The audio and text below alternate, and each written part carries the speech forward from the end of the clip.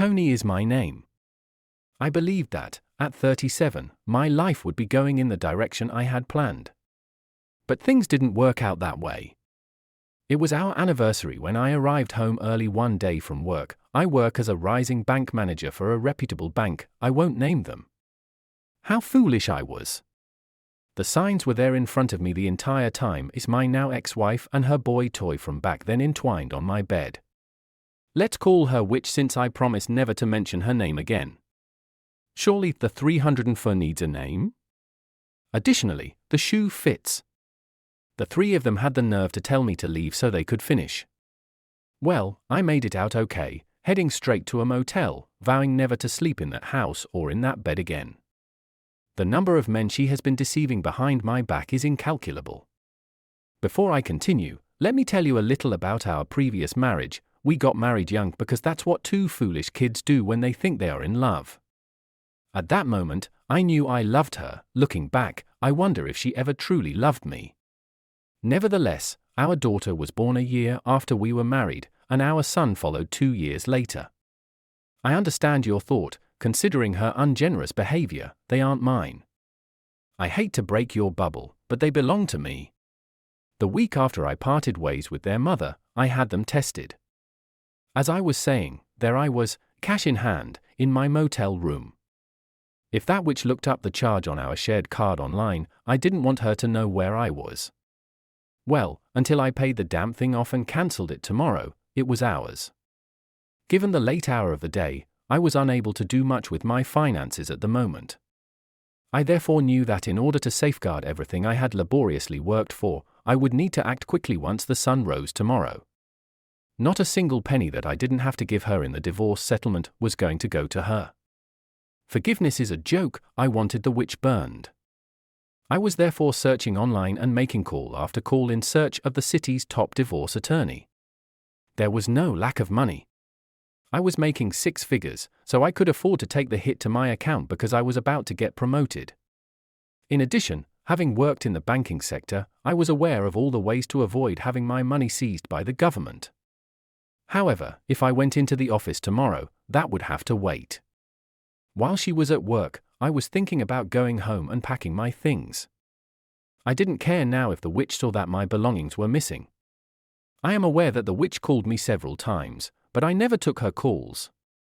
The texts then began to come in, saying things like, "You can come home now, she's cleaned up, and this doesn't have to mean anything if I didn't make a big deal out of it."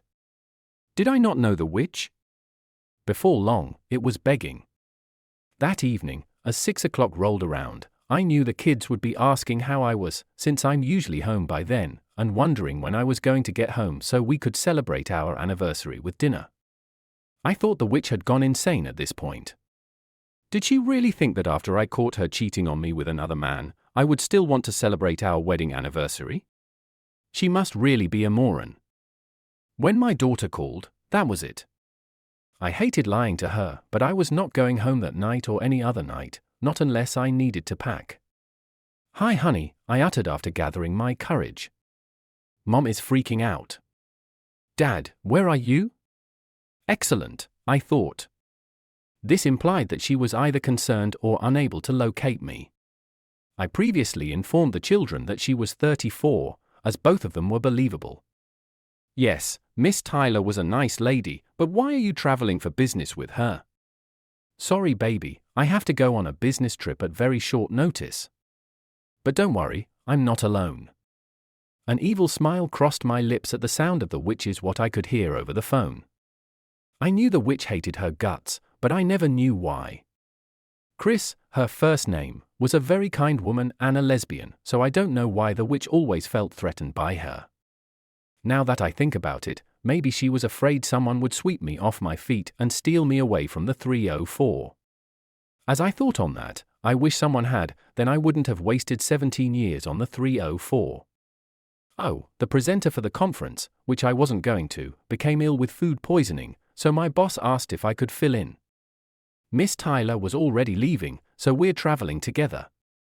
"When will you, though, be home?" "I don't know, maybe a week," she inquired. "Miss Tyler wants to go around the city while we're here." I heard my daughter snatch the phone out of her hand. You come home this instant. To you, 304, it's Tony, or Mr. Howe. You lost all rights to that name when I found you screwing another man on my goddamn bed. I could tell by the tone of my voice. I know you're angry, Tony. We are able to resolve this. It had no significance for me. You foolish witch, it has significance for me. Okay, by all means behave like a wounded child and refrain from discussing this like responsible adults.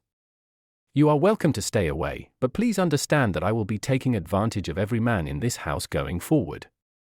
I had movers come in and pack everything in a few hours so I wouldn't have to go back to that house. I had it stored in a storage unit across town, paid in cash for 3 months until I could find an apartment in the city. My marriage might be over, but I wasn't about to disappear on my kids. I heard her gasp as I cut the line, and that's how quickly things went south from there. Especially after she came home the next day to find the house empty of anything that belonged to me. The day after I moved out, I had an appointment with a lawyer. I also closed our joint bank account and transferred half the funds to one in her name, moving what cash I wanted to keep out of the greedy hands of the court offshore, where she could never touch a cent of it. All this in the name of amusement, so much so that I made a big show out of smashing that priceless gold band into nothing but junk in front of the whole office before throwing the chunk of metal away. If that didn't spark rumors, I don't know what would. So, after talking to my lawyer, she had a PI following the witch's movements. I don't know why, but whatever, I don't really care. I simply wanted that cheating 304 gone. However, things really, blew up the moment the witch was served. I wish I could have been there. I bet the look on that 304's face was priceless. I have to admit, the lawyer PI did get some very juicy tidbits, and I was a vindictive scumsucker. Hey, if you screw a married woman, expect consequences. From what I heard later on, none of those men that couldn't keep their tools in their pants made it out with not a penny to their names, especially the witch's boss. I heard his wife took him for everything, a whole 20 million. I rolled on the floor laughing hysterically when I heard that. It seemed his wife was one smart cookie and had a prenup with an infidelity clause in it. Nonetheless, I missed my kids. The witch was messing with my court-appointed visitation days, which my lawyer handled. I didn't need to be there, but I heard the judge told her if she heard about one more missed visitation, she would throw the witch into the lockup for defying a court order.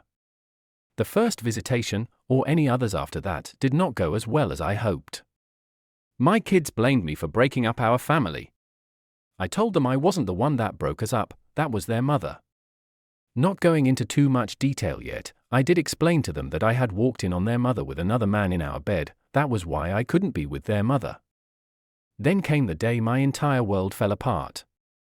Dad, is this something we have to do forever? At the time, my 16-year-old daughter inquired, what do you mean, honey? It was kind of strange that the witch was still sitting in the parking lot, so I asked, wondering what she meant as we ate lunch at a Hardee's.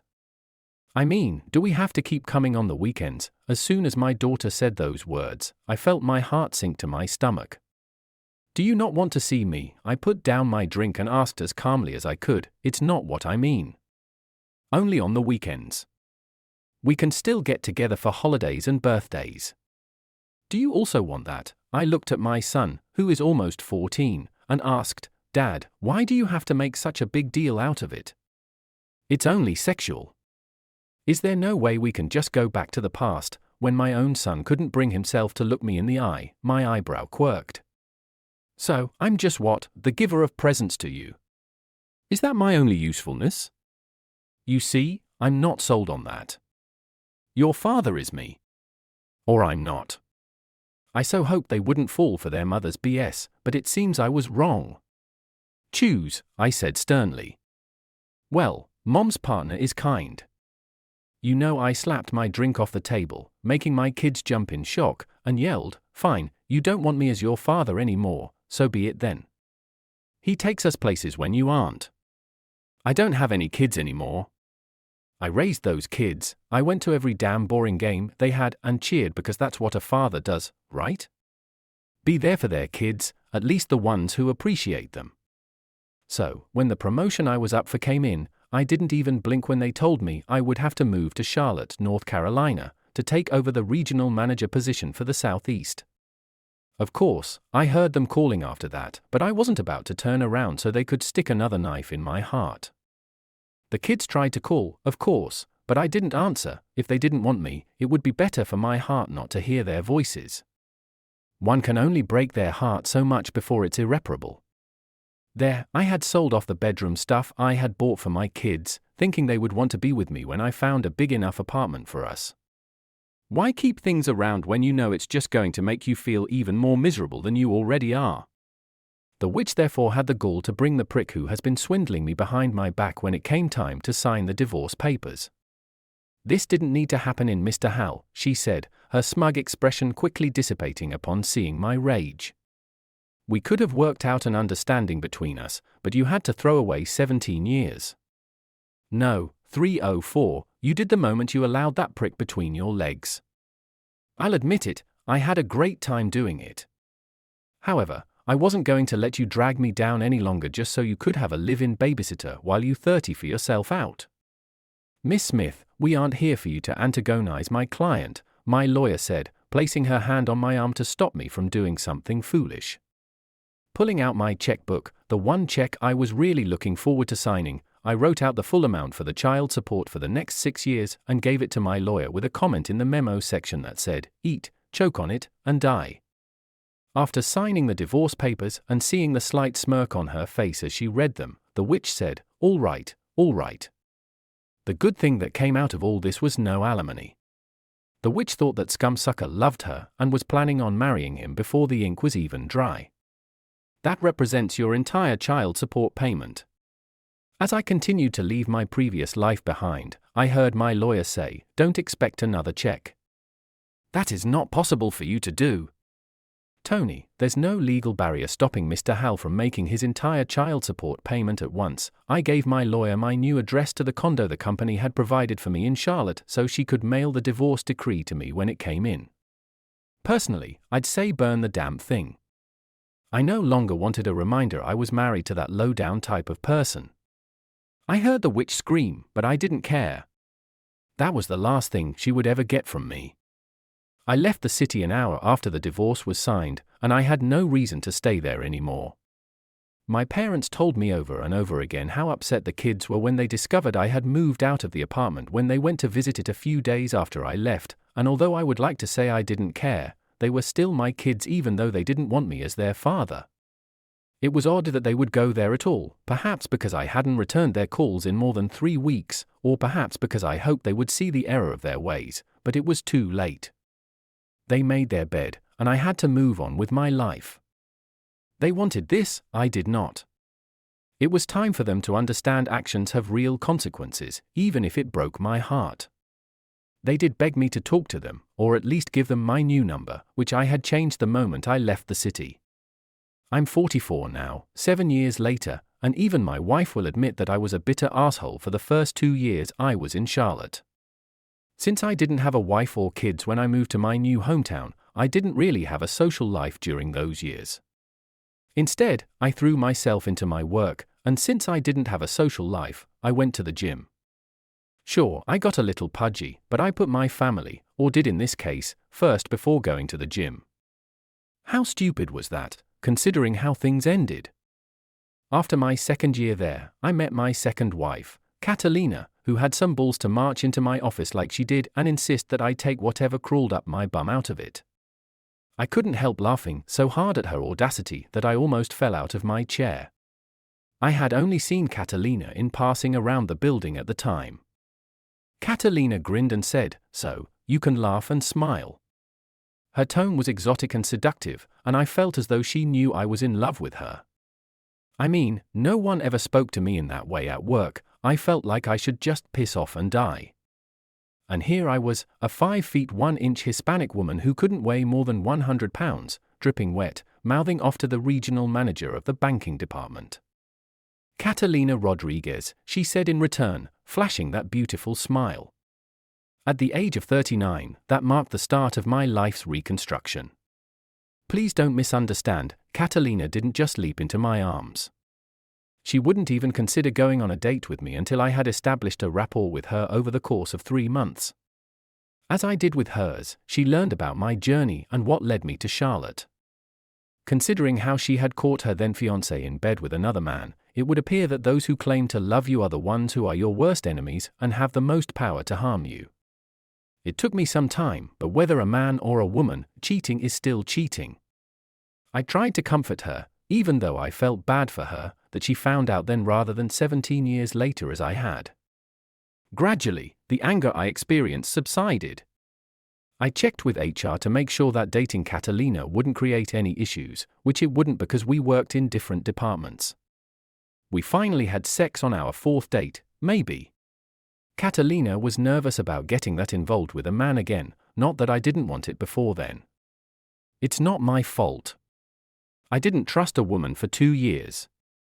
Comparing dating Catalina to the witch was like night and day. I fell silent when the subject of children was brought up. She was aware that I was withholding something.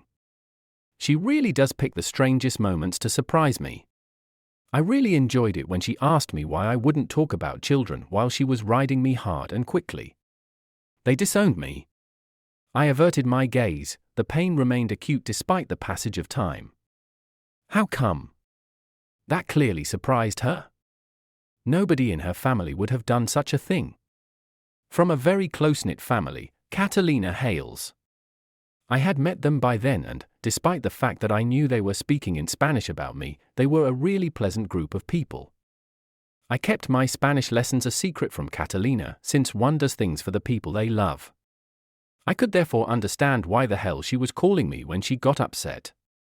Let's be honest, as a man, I make mistakes and will from time to time.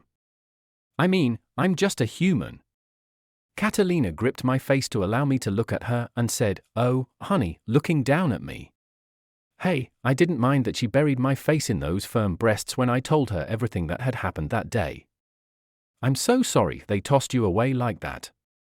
My eyes widened, still in that heavenly valley, as I asked, "Have you ever thought of having more?"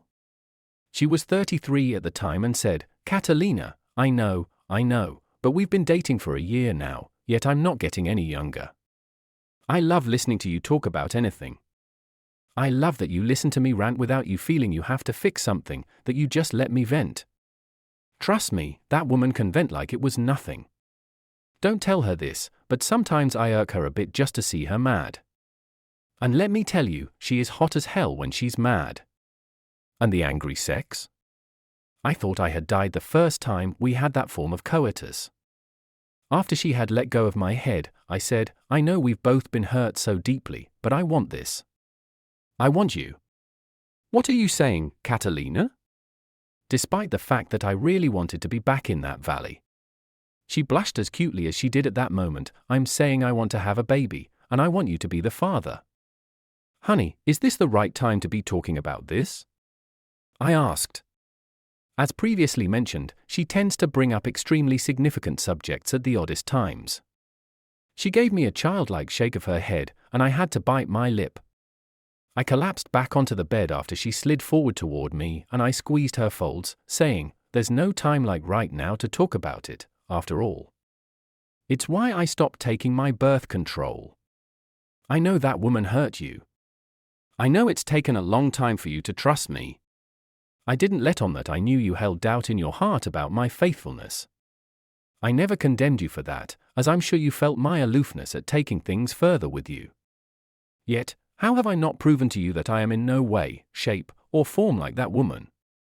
"You are definitely not like her, that's for sure," I replied. When I saw that cunning grin appear, I knew I had fallen straight into her trap. "But won't your parents be angry if you have a child out of wedlock?" I knew they would be. They were very devout Catholics, and I knew they would not approve of this white man knocking up their daughter without a ring on her finger. She asked, "What are you trying to say, Mr. Hal? Are you saying that you want to marry me?" Not as hard as before, but close enough to keep me on the verge of breaking. With her hands resting on either side of my head, she leaned forward until her face filled mine. Her ebony hair covered me completely, allowing me to only glimpse her beautiful face. "Did I really want to get married again? If you are, know this, I will be the most perfect wife you've ever had. You will want for nothing. This, I'm never going to give you up, ever. Was I really prepared for a commitment like that? To be honest, I had no idea. But looking up into those brown eyes of hers, I saw that there was no future without her. I was aware that our relationship would end if I said no. Oddly, it hurt more to think of her leaving my life than to discover my first wife was nothing more than a 304 who cheated on me every day at work and knew what I had thrown away. Sigh, I said in my best Spanish. I wasn't fluent in it yet, but I knew what they were saying, and I didn't want to give the impression that I could talk more than just yes or no. I saw the simultaneous softening, moisturizing, and quivering of those eyes. She then went on to love me unconditionally, and I relished every minute of it. That weekend, at Catalina's monthly family get-together, I observed her huddled up with her mother, aunts, female cousins, and her 2 sisters, discussing something in fast Spanish that I was unable to understand from where I stood. Her uncle by marriage was a loud talker, even when you were standing right next to him. However, I couldn't hold that against him because he was losing his hearing from years of working in construction without the proper protection. I was sipping my Corona, not my brand, but visitors can't complain when they get free beer. Doing so would be impolite and disrespectful to the host, and Catalina would have me killed if I ever did anything disrespectful to her family. That's when I saw those women's expressions change from ones of attentive listening to ones of shock and finally pure joy as they jumped out of their chairs and gave Catalina hugs. At that moment, her mother hurried over to me and began speaking quickly in Spanish. It's not that she couldn't speak English, she could, but people from other countries typically go back to their original tongue when they're upset, so I may not have heard everything. She kept kissing both of my cheeks, tears in her eyes, and I caught my son, even though I was still at an intermediate level. In the best Spanish I could manage, I said, I'll only move forward if I have your and Hector's, her husband and Catalina's father, blessing. I could see the heads turning to look at me in disbelief. They had no idea I was fluent in their language. I could speak it, though not very well at the time. My comprehension of the language was superior to my pronunciation. Her mother nodded appreciatively and said, "You'll get there. See, Catalina, this one is definitely a keeper, much better fit for you than that last one." Dreamily, Catalina said, "I'm never letting him go," and she meant it all from then on. To help me get better at Spanish, they forbade the use of English at the events, and Catalina elevated her instruction to a whole new level. Learning a second language wouldn't be so difficult, in my opinion, if Catalina's method of teaching me was used in the classroom. However, considering that Catalina taught her lessons in her bedroom, I don't think Catalina's method would be suitable for the classroom. Believe me, I am going to love using this newfound vocabulary of swear words that I have learned. I hated returning to that city after 32 years, especially when it came time to tell my parents I was getting married again. If my daughter attended college after what happened in the restaurant, I knew she would be there. My children had meant the world to me before they tore out my heart, so I had to keep myself away from them or else I would kill myself. They were aware that I was dating again, but they weren't prepared for me to show up at my childhood home with Catalina by my side. Did they feel pleased to see me? Naturally. Did they nag me to get in touch with my kids once more? Indeed. Did I? Not a possibility. I wasn't going to open the worms. They were pleased for the two of us, anyway. I could see my kids were disappointed in me for not reaching out to them again. Before we had to leave for the airport by car that Sunday afternoon, we stayed there. As we drove toward the airport, I thought I saw my daughter driving by in an older 96-style car. However, the forceful application of their brakes made me wonder if it was really her. Have I stopped? Nope. I married Catalina after 6 months together. My parents were upset that I hadn't invited my kids, so I flew them in for the occasion. They took a stand, though, and I shouldn't include them in my life since they didn't want me in theirs. The fact that Catalina was already 1 month pregnant was unknown at the time. Our honeymoon was spent on a cruise line. It was pleasant, though not to my taste. Then married life became the norm. Catalina had no idea what to expect, but I did. Did she make any mistakes? Of course, I did too, but let's face it, we're only human. Did her wild hormones drive me insane? Yes, and I'm sure that some of my eccentricities did too. Despite everything, we had a conversation and resolved everything like a husband and wife should, without hiding, playing games, or resorting to any of the dirty tricks the witch had pulled during the 17 years I had the misfortune of knowing her. Then came the big day, the day Catalina's water broke one day while she was working at her desk. I answered the phone right away and hurried to get to her. The following morning, at 2 a.m, our daughter Alandra was born, wailing to the skies, with delicate ebony hair similar to her mother's. I couldn't think of a more lovely sight than Catalina looking lovingly down at our daughter in her arms as I stood there, breathing heavily, watching the two of them. I said, "I love you so much, Catalina," while she gripped my hand. "You've given me the most perfect gift I could ever ask for." Catalina was the most beautiful woman I've ever met, and she had the luckiest life possible, even though she was covered in perspiration from the agony of giving birth. I kissed her and put my forehead to hers, whispering, "And I love you too, now and forever." With her thumb running along the back of my hand, Catalina questioned, "Will you get them? They have to be dying to know what's happening." "Yes, honey," I replied, grinning broadly. Her family's women gathered around the bed, caring for my daughter, while the men offered me congrats. Naturally, I thanked them but pointed out that Catalina had done the heavy lifting. To my surprise, all I received was a fractured hand, which made them laugh.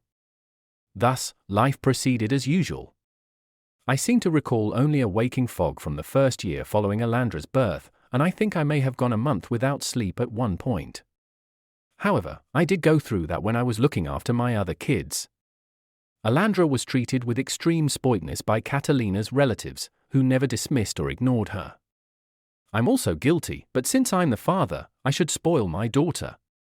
It is found in the unspoken rules of fatherhood. After 3 years, Alandra was enrolled in daycare.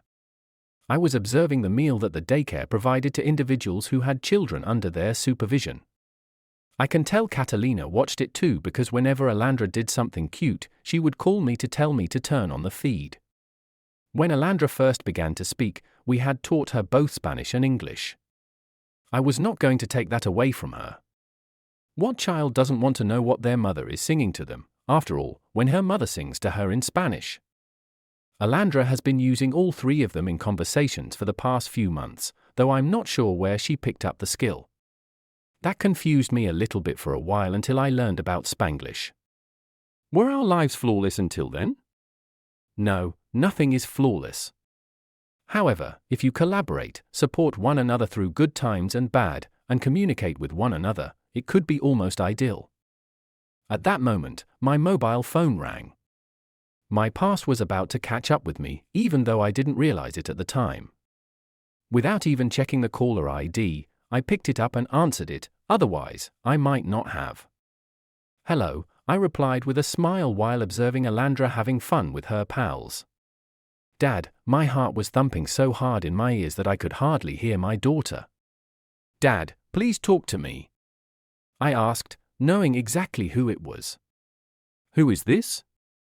Don't you remember the sound of my voice, Dad?" "It's me, your daughter," I said. The only daughter I have is 4 years old, and hung up. What a chore that was to me. My phone rang again and kept ringing for a minute while I watched. She begged me, "Yes, please, Dad, please talk to me," and I could hear her tears. My resentment was evident when I asked, "What do you want, Amber? Is your new stepdad not making you feel all warm and fuzzy now? What could you possibly want from the man that helped to bring you into this world, raised, and cared for you when you disowned him for something new and shiny?" The tone of her voice told me she was about to lose it. "Please, Dad, can we not fight, please? Then tell me what you want so I can go back to watching my daughter. I am getting married." I arched an eyebrow when it sounded like someone had taken Amber's phone. "Well, lucky you. Let's hope you didn't take after your mother or whomever it is you're marrying doesn't have a wandering eye, because you know some of us take marriage vows very seriously. Mr. Hal, I know you don't know me, but I'm your daughter's fiancé.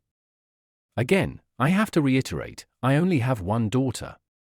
If you're speaking about the woman that was on the phone, I'm not her father anymore. Not my doing, that's on her. So what do you want from me? I responded by tapping my desk. Well, she was wondering if you would walk her down the aisle. And why can't her stepdad do that if you're referring to the man your ex-wife married that didn't last? Why am I not surprised? So what do I tell her? Tell her to find someone else. I only have one daughter, I said again. And don't call me again. Was I intentionally mean? Perhaps. I'm not certain. I believe that the hurt I felt from their rejection permeated everything I said. Even though I shouldn't have, I answered my phone once more. It was true that I missed my daughter's voice. What I saw, please don't end the call, Daddy. I apologize, my stupidity. I should not have followed Mom's advice. She reasoned that if we did that, you would return home, but you didn't, and my father was taken away. I leaned forward and rested my elbow on my desk. I tried to keep myself from crying by keeping my fingers closed, but it didn't work. My little girl, who I had assisted in teaching how to walk, talk, make pillow forts, and all the other childhood skills, was crying all over the phone. And what do you want from me after all this time? I murmured. I want to be your daughter again. I want to talk with you like we used to. I don't know if that's possible. You hurt me very deeply. Do you know how bad it is to know your own children don't want you any longer? I know, and I can't begin to apologize for that. But I've missed you so much. I go to Papa every Sunday, hoping that you called or left some message for us, but nothing, never a word. I realized then just how much we had really messed up. It's been 7 years, Daddy, and they always tell me you don't want to talk to us. I want to stop missing so much of your life that I have already missed. What about your mom, too? Ignore her opinions. We both wanted you back and tried to call after you as you left, but you never turned around. If you had, you would have seen how devastated we were, and we would have taken it all back right then and there and told you the truth, but you kept walking. Okay, I had to laugh at that.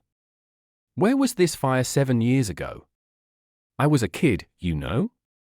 I never had a serious boyfriend at that time, so I never saw what Mom did as anything wrong since I had no clue what sex was really like. I couldn't help but smile. How's your sibling doing? I asked, attempting to maintain a steady tone. Carson is doing very well, I see. In order to avoid Mom, he enlisted in the army.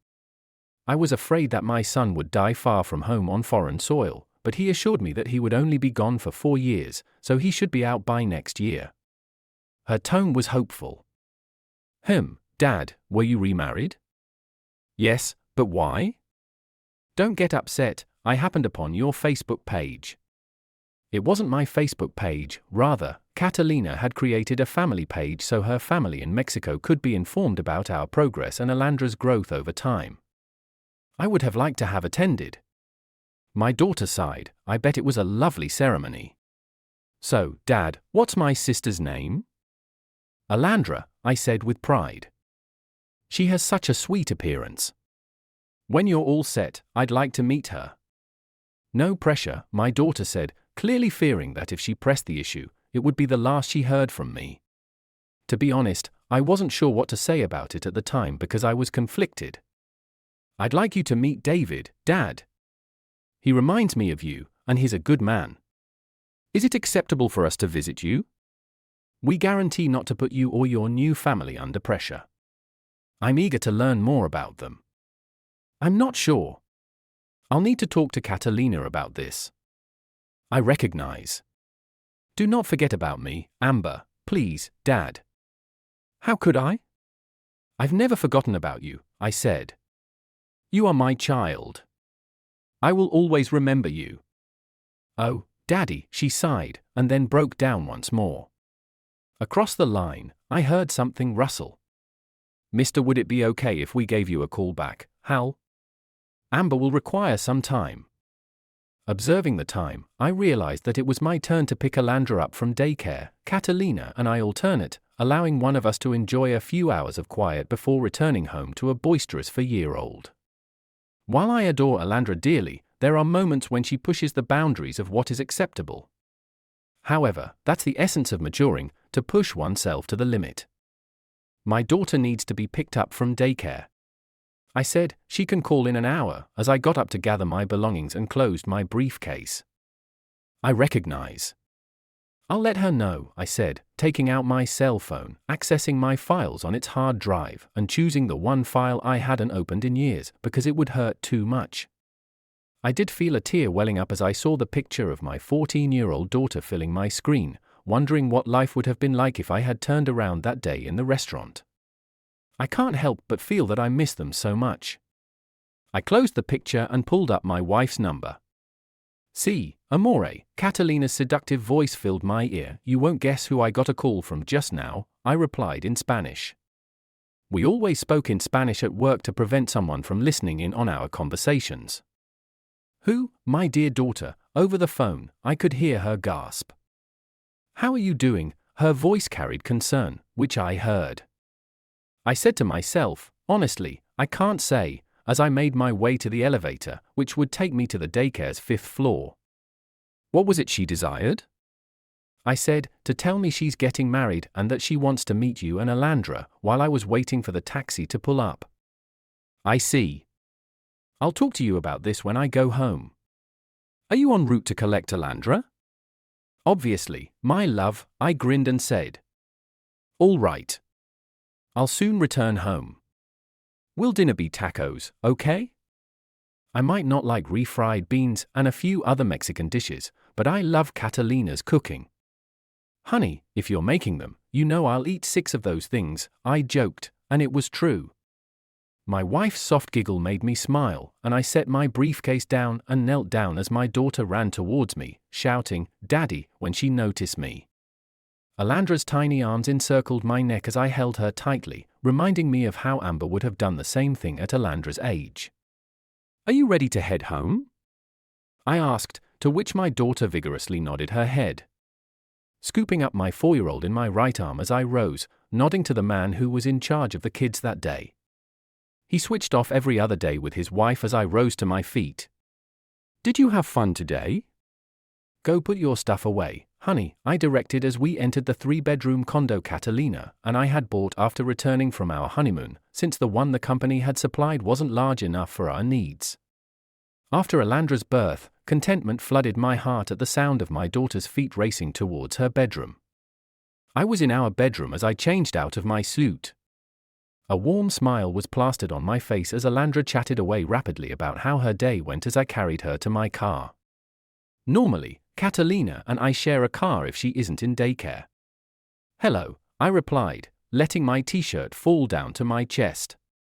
Comfortable clothing is essential when chasing a 4-year-old. As soon as my son's voice reached my lips, Dad, I put Carson on a 3-way call with us. He wanted to speak with you as well, so I hope that's okay. I told him I had reached you, but how did you obtain my number specifically? May I please ask you a question? I asked as I made my way back to the living room, where Alandra was seated in her little chair at the coffee table, her coloring books and crayons in front of her. Then, I went into the kitchen and took out her favorite cup, which she insisted on drinking, and poured her a glass of apple juice before screwing on the lid and inserting a straw through the opening to prevent spills in the unlikely event that Alandra knocked it over.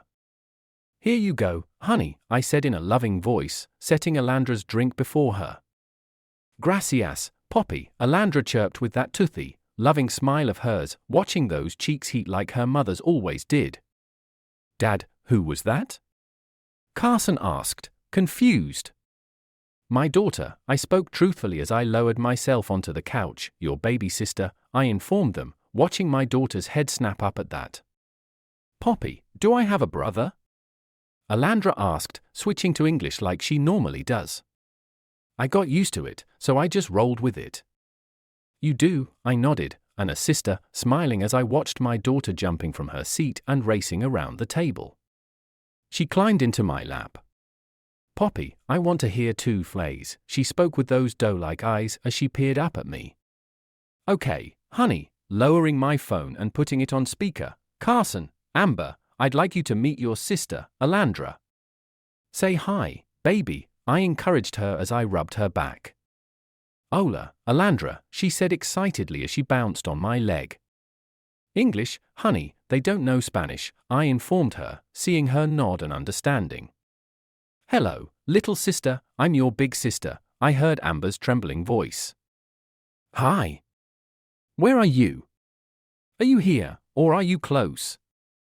Are you coming over? Alandra spoke rapidly, like she always does when she was excited.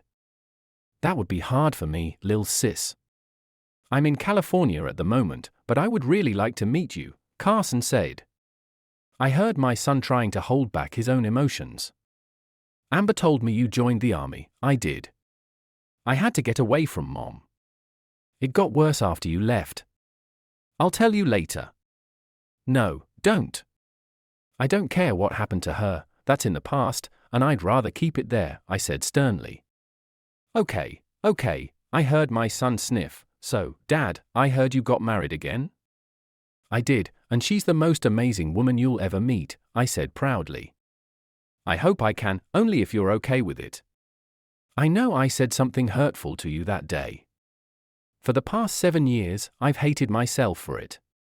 Can you forgive me? Amber cut in. I think we all handled that day very poorly. I let my emotions get the better of me. But I was beyond hurt, I know, Dad, and we can't apologize enough for it. But can we try to build back our relationship that we ignorantly destroyed? I know David, and I would really like to be a part of your lives, Amber cut in first. Answer my question. I found it at Papa's one day when I was helping clean out a room for them. They said they've been waiting to give it to us, but you always told them no, which was true. I did tell them no a lot. Amber, I nodded when Alandra looked at me, silently asking if she said it right. Where do you live, Dad's old hometown? I never left Kansas City, honey. I'll show you later, I supplied when Alandra looked up at me in confusion. Poppy, when can I see my brother and sister? That caught me off guard, I was not expecting her to ask that. Dad, why does she call you Poppy? Carson asked, confused. Because she's half Latino. And a Poppy means dad, father, daddy, depending on the context, I stated. Really? You married a Latino woman? I could hear the disbelief in my son's voice. I did, best decision I've ever made.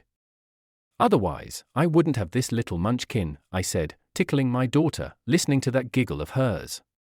Poppy, stop, Alandra said between giggles of laughter. And so, we sat there chatting away as the minutes grew from 10 to 20 to an hour then 2 before Carson had to say goodbye to head off to his duty station.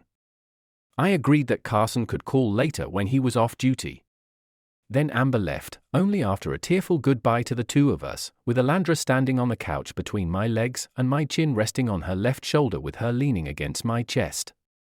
We took a picture together, we sent it to the two of them. Then my son sent one to us after texting me his number of him in his uniform.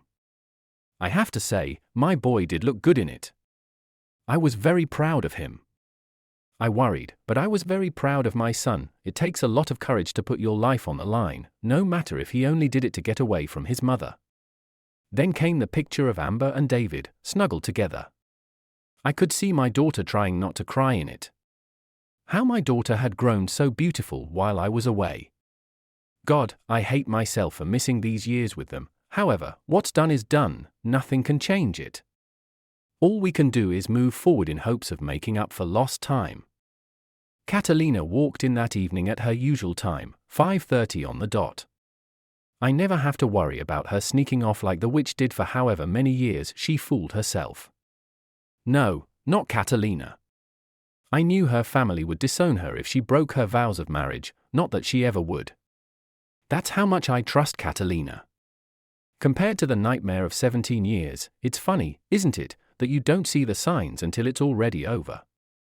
In history, Mamor the strong Catalina sighed as she sank down into my lap after cuddling with our daughter. It was her favorite saying whenever we were apart for a long period of time, which translates to "My love, I've missed you." Yo tambien, mi amor, I replied before embracing those lips I will never get tired of kissing. Do you want to talk about today? Catalina whispered in my ear as her hand lightly rubbed my chest. She could tell how torn my heart was right then. I think Mia or Catalina said to our daughter, "Why don't you turn on your cartoons while your Poppy and I have a little chat?" Okay, Alandra chirped before rushing to turn the TV on. Catalina rose from my lap, that fine bum of hers brushing along my manhood as she did, taking me by the hand and leading me towards the kitchen. She likes to talk while she cooks, plus I think she knows I stare at her bum when she does this. I have to say, who wouldn't stare at it? It was divine. So, I stood there, watching her prepare our dinner for the night. She never lets me cook, says I have no skill in the kitchen. Hey, if she wants to cook, I'm all for it. It doesn't mean I don't do the cleanup, since she did the work. That's what a marriage is supposed to be like. A united front, each sharing the load equally.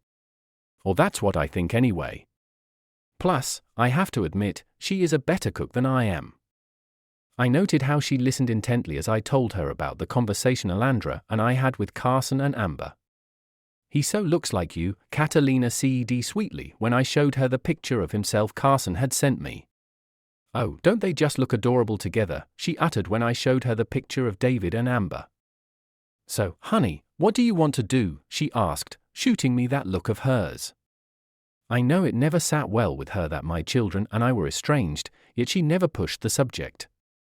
When I knew it cut against her upbringing, to her thinking, family is supposed to stick together, no matter who pissed them off. Blood is thicker than water, as the saying goes, and her family adhered to that saying like they did their faith. I want to see my daughter, I want to see my son, hell, I just want to hold them again, I stated, arching an eyebrow when Catalina began to smile.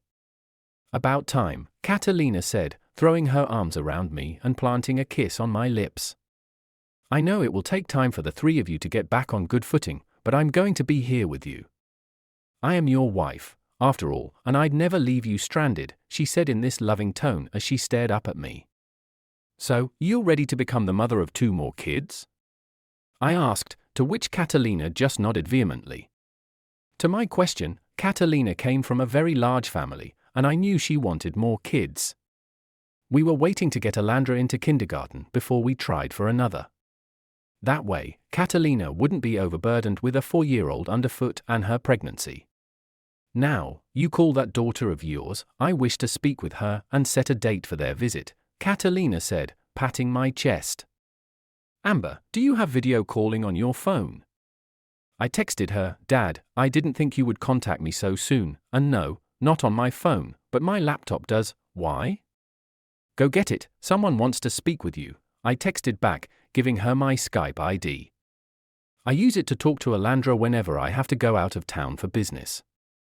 Hold on, don't go anywhere, of course, she's excited, she gets to see her Poppy, Catalina said in a loving tone as she caressed my cheek. When I showed her Amber's text, relax, it will be okay, she reassured me when she saw how nervous I was to see my daughter after 7 years apart. As the ringtone for my Skype played, Dad, Amber said excitedly the moment our lines connected. Hello, honey, I greeted. I couldn't help it, I was smiling as I peered at my now 23-year-old daughter. She wasn't the only one trying not to cry at that moment, leaning against the counter next to the stove so my phone would capture the 2 of us. Amber, meet Catalina, Catalina, meet my eldest daughter, Amber, I said, introducing the 2 of them. Hello, Catalina said with that warmth she just naturally radiates. Hello, Amber spoke with a trembling voice. It's okay to cry, this is a joyous event, so if you have to, don't let me stop you, Catalina said in a motherly voice. You must be David, she uttered when we watched as Amber's fiancé eased down beside her and wrapped his arm around her as Amber's tears of happiness ran down her cheeks as she gazed at me. I am. It's nice to meet the 2 of you, David said politely. I am sorry, I told myself I wouldn't cry anymore today, Amber uttered, drying her eyes. Amber, it's fine, you should be crying, it's the natural thing to do, now I hear from your father you'd like to visit us, Catalina said, giving me this look that said, see, that wasn't so hard, was it? Yes, we would, only if it's all right with the 2 of you, we can find. I will not have my stepdaughter sleeping in a cheap motel when we have a perfectly good room here, Catalina said, cutting Amber off, causing her to gasp. In my family, everyone is welcome here, and you are family. I'm sorry it took your father this long to wise up, but he can be stubborn, she spoke, wearing this teasing smile as she did. We're talking now, that's what matters, Amber replied, her eyes wandering between us, so I couldn't stop myself from looking down and ogling my wife's bum as her skirt moved along it while she reached for her spice mixture she makes for tacos and other dishes. When were you wanting to come? Catalina asked, lightly smacking my arm when she caught me, but she had this bashful look in her eyes as she brushed her hair behind her ear, while heat flooded her cheeks. I can't help it. After 5 years together, it still feels like that first date. In all that time, her beauty hasn't waned. Not this weekend, but next, we're free to fly in for a few days. Catalina wasn't having it. You must stay a week with us. How else can we get to know one another in 2 days? It can't be done, she added in her motherly tone. When's the wedding? March 16th of next year, David provided. Does Aura have anything planned in the next 3 weeks? Catalina said, staring at me, knowing I would recall off the top of my head. No, there isn't anything. Then you fly in on that Saturday and stay until the next Sunday. Since you're a part of this family and you're joining it soon, you must meet the rest of your family, Catalina spoke as she stirred the sizzling beef, onions, and green peppers. She likes the heat.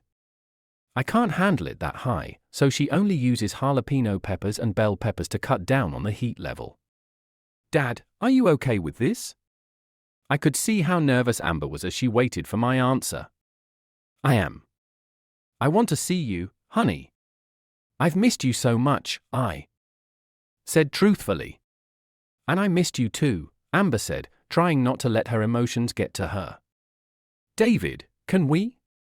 I hate to admit it, but it seemed to me David was a pretty decent guy. We'll just have to put in the request for the time. You two work together? I asked with an arched eyebrow.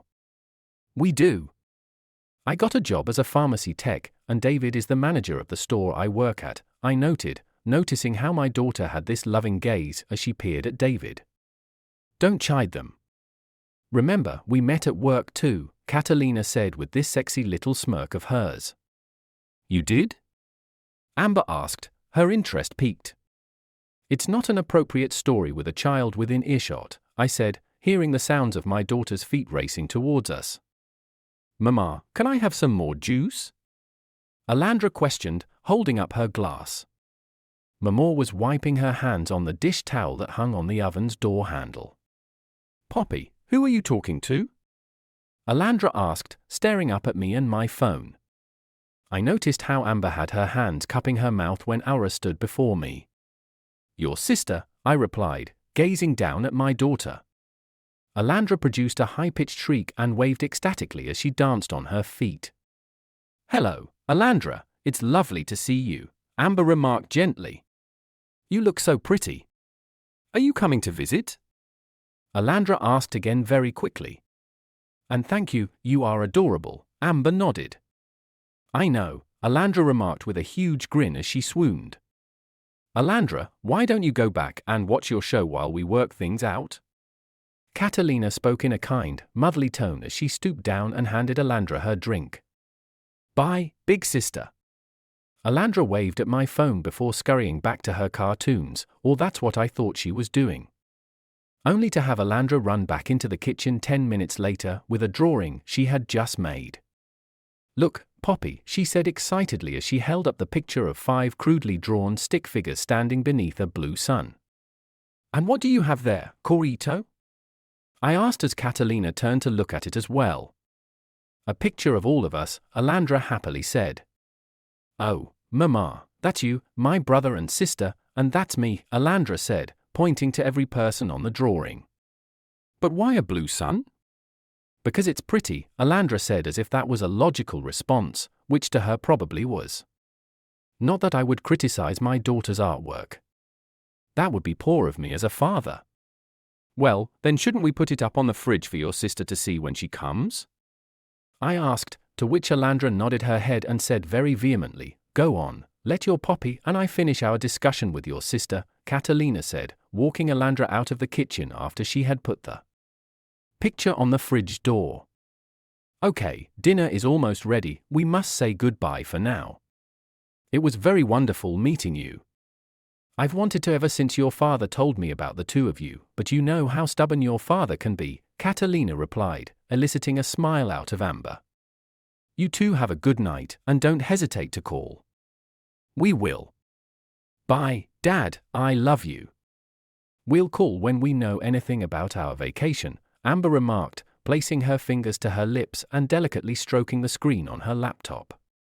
Now, the lovely father should arrange the table. Catalina gave me the look that I knew meant one thing: I was going to get screwed tonight. God, those tacos were good. I ate for that night as I walked Alandra to her room.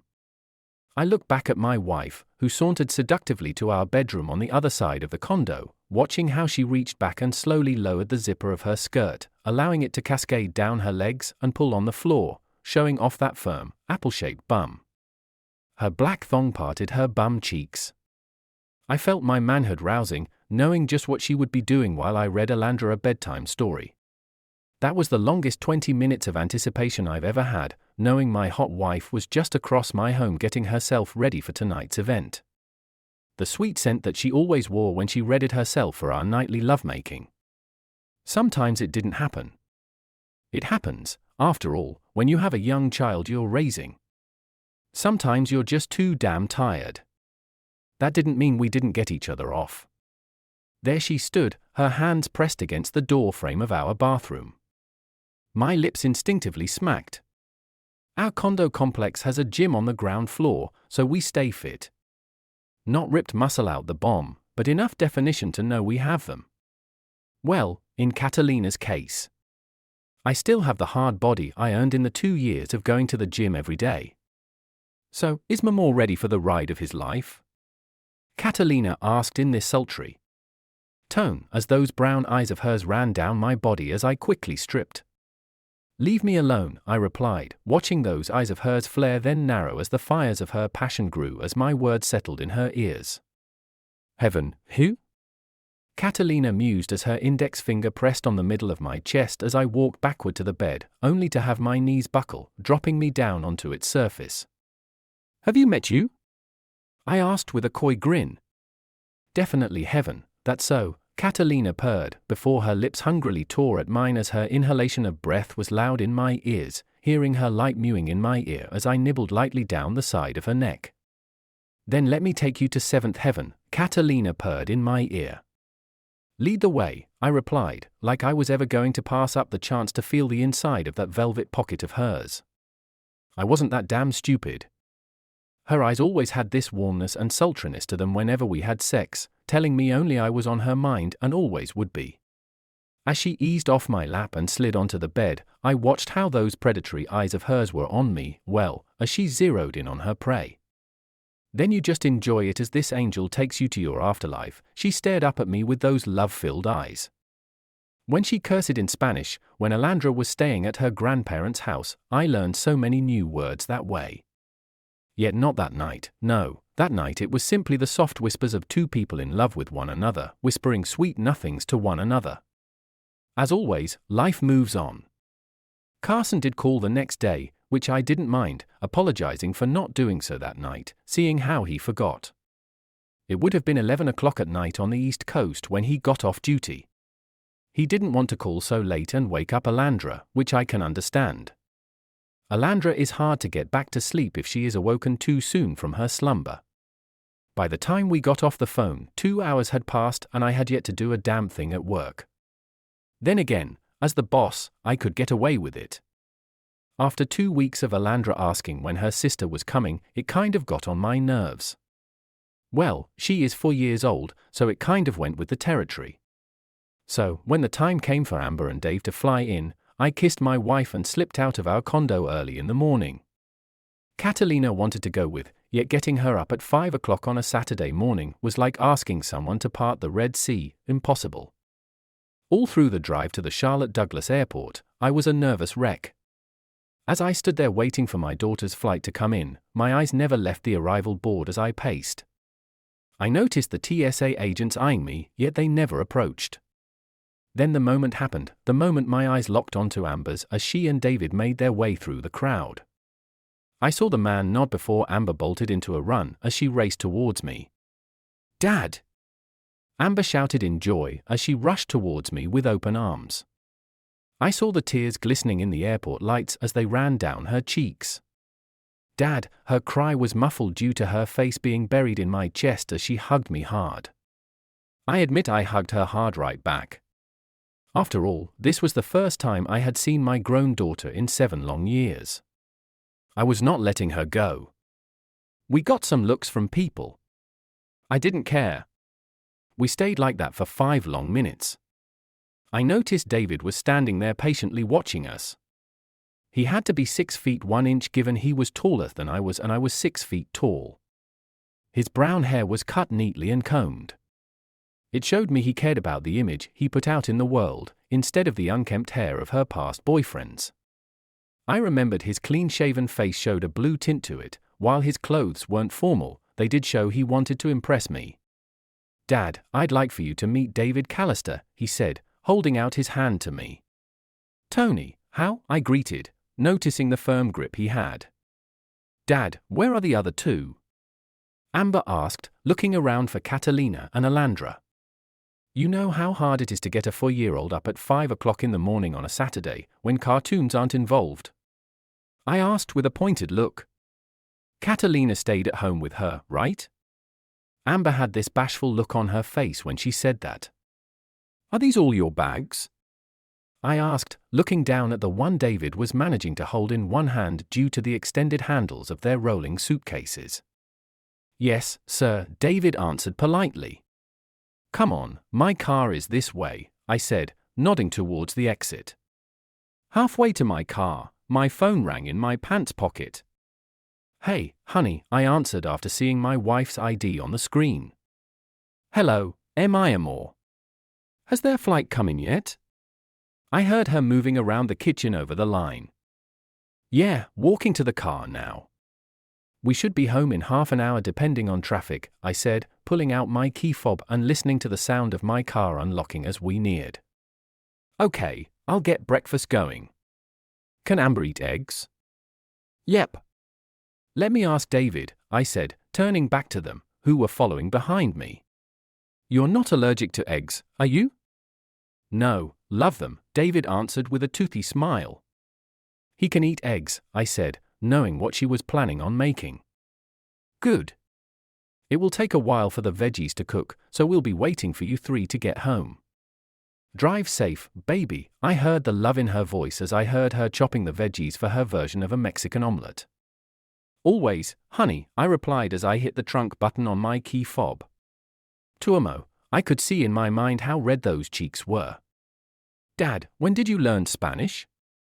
Amber asked as David laid their bags in the trunk of my car. After I asked Catalina out on our first date, I said truthfully. Oh, Amber's eyes went wide when I said that. You must have really liked her to do that. Yeah, I was totally smitten with her. Just don't tell her that, I said with a warm smile on my lips. Does she know you did? Amber asked as David closed the lid of the trunk. Yeah, I answered as I moved along the side of the car to the driver's door. Did you ever do that for? My eyes cut hard to my daughter as she almost spoke the witch's name. I did everything to make that woman happy, yet that wasn't enough for her to not give out what she shouldn't to every man she could, I said heatedly. Sorry, Dad. It's just, never mind, forget I ever brought it up, Amber said, shaking her head. Let's chalk it up to a brain fart. I promised myself I wouldn't bring up the past. I'm sorry I couldn't keep it's fine, Amber, as long as you don't bring that up again, I said, catching myself before calling her mother a witch, which she was. I promise I won't, I saw she believed those words she spoke. Well, get in. I'd rather not miss breakfast, I said, which was true. I did tell you Catalina can cook, and I never missed a meal of hers. Dad, didn't you get a house? Amber asked as we pulled into the parking garage of my condo complex. Been there, done that, living here. I don't have a lawn to mow and keep up with everything else, I said, popping the trunk after cutting off the car. Plus, it's close to work, and I'm not buying a house in this city. The taxes are outrageous, I said in feigned shock.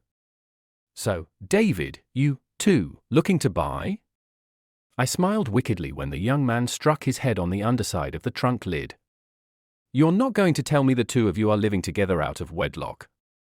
I asked, pretending to be a stuck-up prude, which I wasn't. I just found it amusing to torment my future son-in-law. I mean, what father hasn't done that to the man about to marry his daughter? Dad, biting my lip when that tone I hadn't heard in 7 long years left Amber's lips. It was the same tone she used when I did the same thing to the losers she dated as a teenager. However, I can't say David was a loser. A father needs to ensure that the man is good enough for his daughter. Don't pester him, David. He's a good man. Amber had this stern look on her face as she crossed her arms. It kind of reminded me of the witch when she would get mad. I couldn't help myself, I said, shutting my trunk. It's fine, honey. Your father is just sizing me up. I would do the same, David said, giving me a nod. Smart boy, maybe there is hope for him. I'm used to myself. If either of you need to work out while here, there's a gym on the ground floor, not hard to find.